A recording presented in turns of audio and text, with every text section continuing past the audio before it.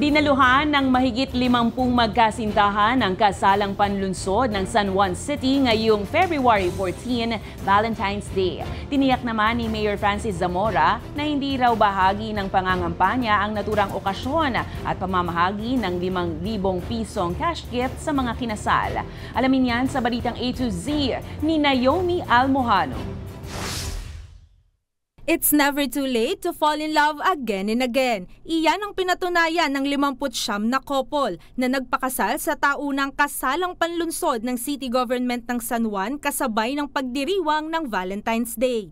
Mismong si San Juan Mayor Francis Zamora ang nag-officiate nito at nagpatunay sa mga marriage certificate.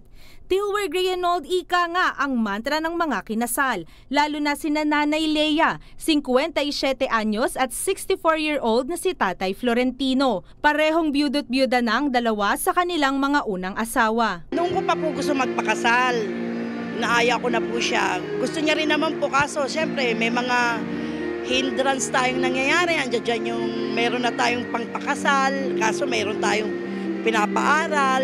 Kaya ako nagpakasal kasi nakita ko siyang masipag, mag-alaga ng mga anak namin. Tanda raw ito na hindi hadlang ang edad o anumang pagsubok kung nais pagtibayin ang pagsasama. Ingatan niya lang yung sarili niya para mahaba pa kami magsasama. I love you rin, Daddy. Ganun din po ako. Sasama na rin po kami. Hanggang kamatayan na. Malaking tulong daw ang libreng kasal na ito ayon sa marami dahil hindi na nila inintindi pa ang bayad sa simbahan at reception na kadalasang 100,000 ang ginagastos. Nakatanggap pa nga ng cake at 5,000 piso ang bawat kinasal. Pero pagkaklaro ni Mayor Zamora, hindi ito pamumulitika ngayong panahon ng eleksyon. Sumusunod po tayo sa guidelines ng COMELEC.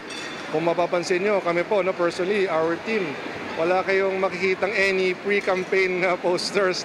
Kada taon at tuwing araw ng mga puso raw naman kasi isinasagawa ng lokal na pamahalaan ng San Juan ang kasalang panlungsod para bigyan ng pagkakataon iyong mga magpartner na hindi pa afford ang magarbong kasalan na mag-isang dibdib ng libre.